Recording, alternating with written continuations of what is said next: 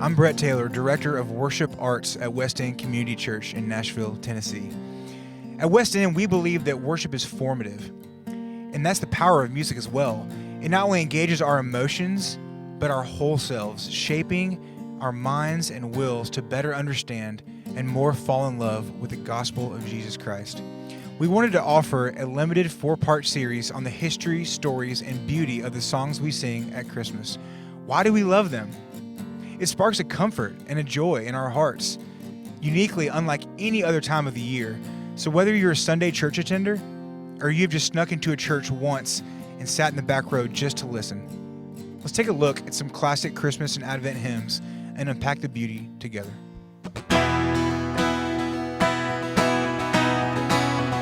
Hark, the herald angels sing, glory to the newborn King.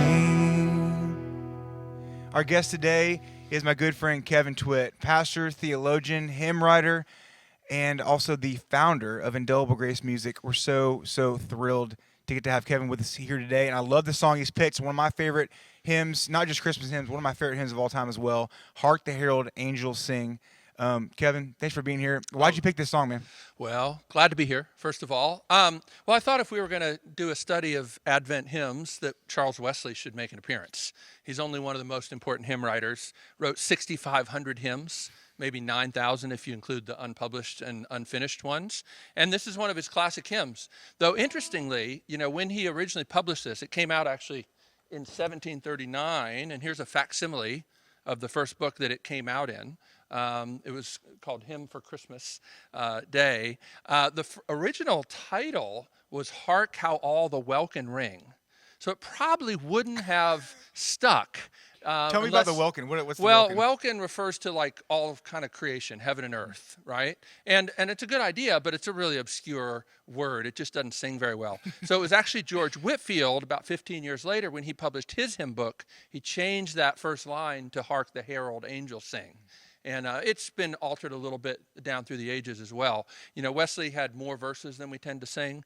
I love that verse 4, which we're going to sing, because I think that's some of the best verses in these Christmas hymns are the ones that don't get sung. Right. That's where some of the richest theology tends we actually talked about exist. that in one of our for the song "Joy to the World." Far as the curse is found, the non-scriptural basis in that just made a lot of the writers of the hymnals, like when they gathered the hymns together, they kept that one out because of that line. Oh, yeah. It's unfortunate because that's a great one. I think the reason I picked this, number one, Charles Wesley. Number two, the use of paradox. This is one of the things that the hymn writers do that I love, and it helps them to be able to get profound truths into sort of not very many words, right?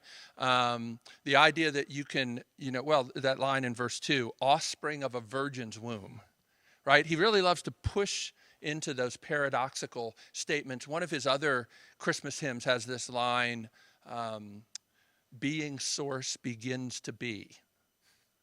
You're like, oh, okay. So the great thing about a paradox is you can sing it, quickly get the sense of what he's saying, but then it's worth pondering and singing over and over again. And that's one of the ways that these hymn writers can express profound truths that are simple enough that you can sing along, but they're profound enough that it's worth meditating on over and over again. And I think it's one of the reasons they've lasted so long. I also love this last verse that we're going to sing. Come, desire of nations, come, fix in us thy humble home, rise the woman's conquering seed, bruise in us the serpent's head. Right? So he's connecting all the way back to Genesis 3. So, I like to think about this idea. How big is your Christmas? Right? I think we need to, excise that, that Bing Crosby song, As Much as I Love It. Have yourself a merry little Christmas. We don't need a merry little Christmas. We need a Christmas that answers the fall in all its fullness, like that line in Joy to the World. And he repeats the same kind of thing here, connecting that to that. And I think as well, one of the things Wesley gets in this hymn is the importance of remembering Easter at Christmas. And I think one of the real tragedies is the way in our culture we've separated those two things. So Christmas is about a sweet little baby, and Easter is about death and resurrection. But, Galatians 4 says that when the time had fully come, God sent his son, born of a woman, right?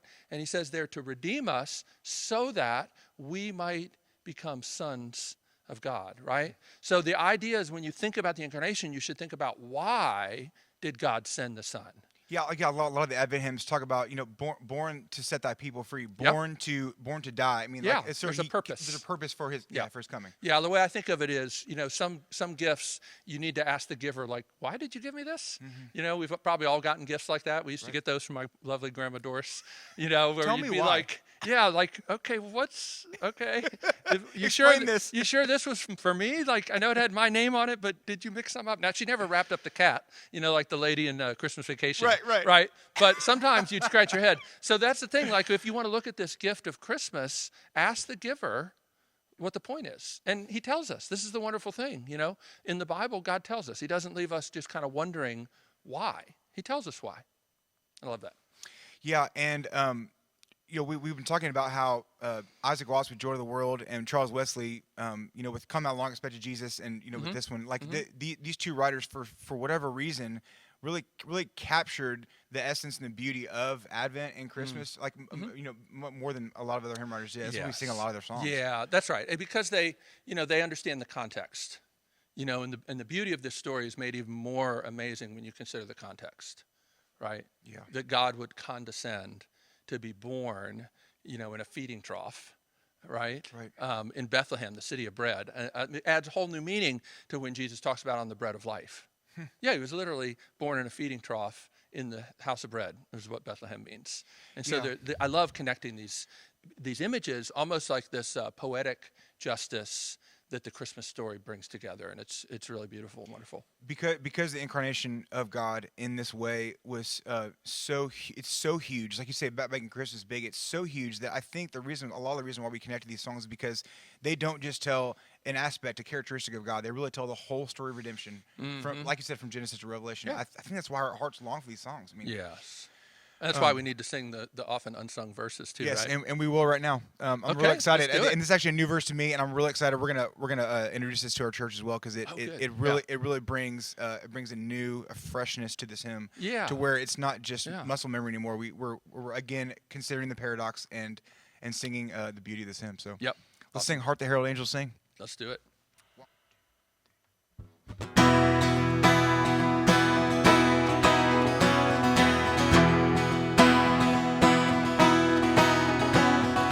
Hark the herald angels sing, glory to the newborn King. Peace on earth and mercy mild, God and sinners reconciled. Joyful all ye nations rise, join the triumph of the skies. With angelic hosts proclaim, Christ is born in Bethlehem.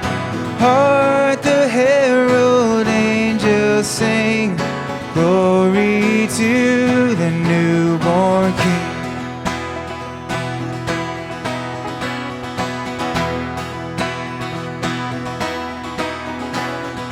Christ by highest heaven adored, Christ the everlasting Lord. Late in time, behold him come, offspring of the Virgin's womb. Veiled in flesh, the Godhead see, hail incarnate deity, pleased with us in flesh to dwell. Jesus our Emmanuel. Hark the herald angels sing, glory to the newborn King.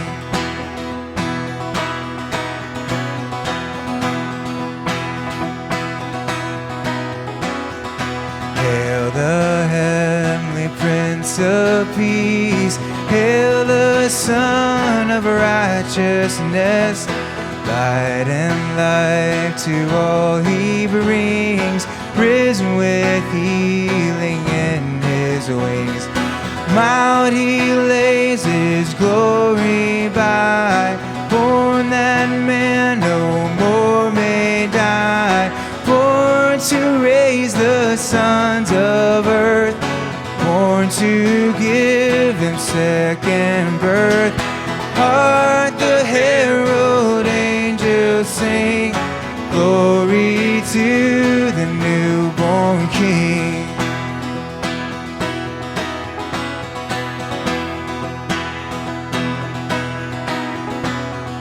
Come, desire of nations, come, fix in us thy humble home. Rise the woman's conquering seed, bruise in us the serpent's head. Now display thy saving power, ruined nature now restored. Now in mystic union join, thine to ours and ours to thine. Hark the herald angels sing, glory to the newborn King. Hark the herald angels sing, glory to